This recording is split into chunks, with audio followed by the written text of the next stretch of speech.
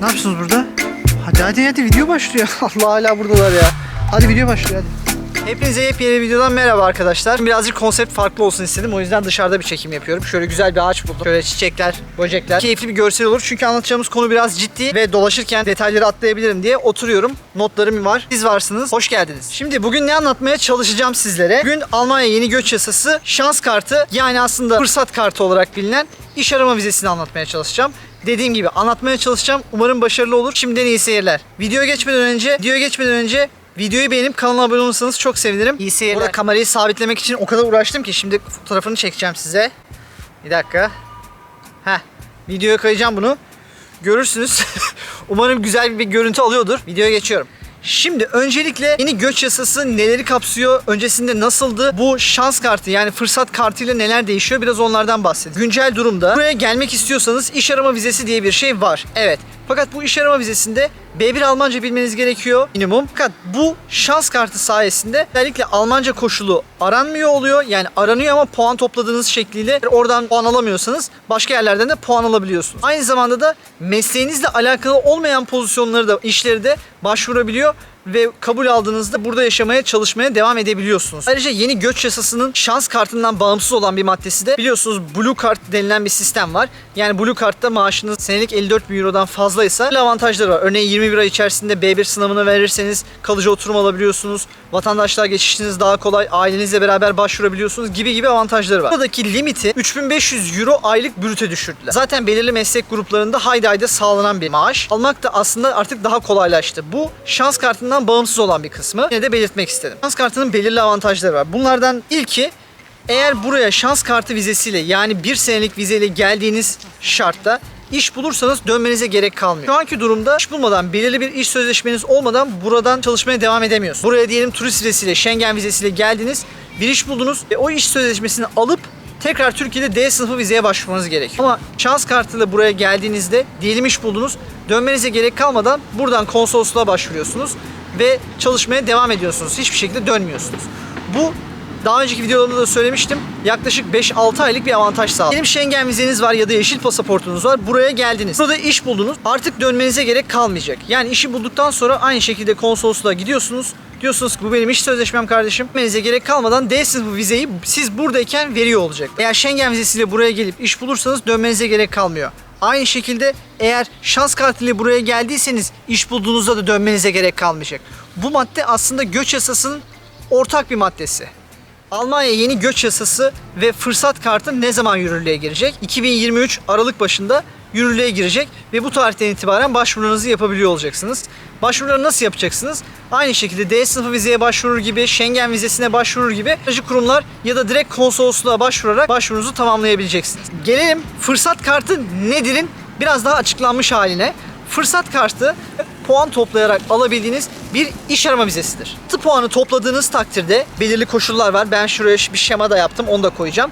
6 puanı, bu koşulları sağladığınızda, aldığınız takdirde bu vizeye başvurabiliyor olacaksınız. Bu vize 12 ay süreyle size Almanya'ya gelip iş arama imkanı sunacak. Geldiniz, işinizi buldunuz, dönmenize gerek kalmadan tekrar konsolosluğa kontratınızda başvuruyorsunuz. Şans kartı vizenizi artık oturum tipi olan D sınıfı vizeye dönüştürebiliyorsunuz. Şans kartının koşullarına gerekli olan puanları nasıl toplayacağımıza, büyük puanı içerenler ona göre küçülüyor. Renkler de belirli grupları temsil ediyor. Örneğin dil içinse aynı renk kodları var. Faydalı olacağını düşünüyorum. Şöyle biraz kayayım, şuraya koyarım diye düşünüyorum. En büyük puan, 4 puan alabileceğimiz yer, eğer diplomanız ya da mesleki yeterliliğiniz varsa 4 puan alabiliyorsunuz. Bu çok büyük bir avantaj. Burada diploma ve mesleki yeterlilik belgelerinin denkliği olmasına gerek kalmayacak. En büyük gelişme ve atılım bu konuda bu. Örneğin öncesinde biliyorsunuz diplomalarınızda H+'yı sağlamanız gerekiyordu. Buraya gelmek için, denkliği sağlamak için mesleki yeterlilikte dönüşümler yapmanız gerekiyordu. Şimdi bunlara gerek yok. Şöyle bir şey var. En az 2 yıl bu alanda eğitim almış olmanız gerekiyor. Örneğin çıraklık ve kalfalık belgeniz var. Geçerli olması için 2 yıl bu alanda eğitim almış olmanız gerekiyor. İkinci, belirli yıllarda belirli çalışmışlıkların olması. Örneğin son 7 yılda 5 yıl çalıştıysanız 3 puan, 5 yılda 2 yıl çalıştıysanız da 2 puan alıyorsunuz. Bir diğer koşul da dil yeterliliği. Eğer B2 Almancanız varsa 3 puan, B1 Almancanız varsa 2 puan, C1 İngilizceniz varsa 1 puan almış oluyorsunuz. Ama dediğim gibi bunların hiçbirini sağlamadan da 6 puanı elde ederseniz bu vizeyi alabiliyor oluyorsunuz. Diğer maddede yaş sınırı.